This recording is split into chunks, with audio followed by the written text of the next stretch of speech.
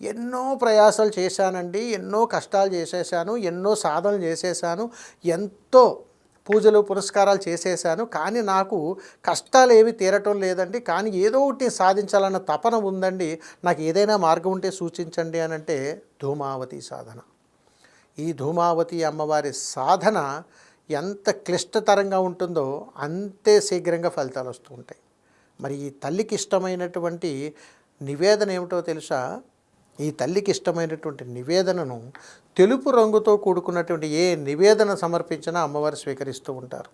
మరి ఈ తల్లిని నివేదన చేయాలంటే అర్ధరాత్రి పూట మాత్రమే నివేదన చేయాలి. అంటే సుమారు 11:30 నుంచి 1:30 మధ్యలో మాత్రమే ఈ అమ్మవారిని ఆరాధించేటువంటి సమయం. ఆ సమయంలోనే ఈ తల్లికి అనుష్ఠానం చేసుకోవాలి. అలా చేయగలిగినప్పుడు వేకువజామున అంటే నిద్ర లేచేటువంటి సమయానికి మనలో ఉన్నటువంటి ఈ రుగ్మతలు తగ్గి అద్భుతమైనటువంటి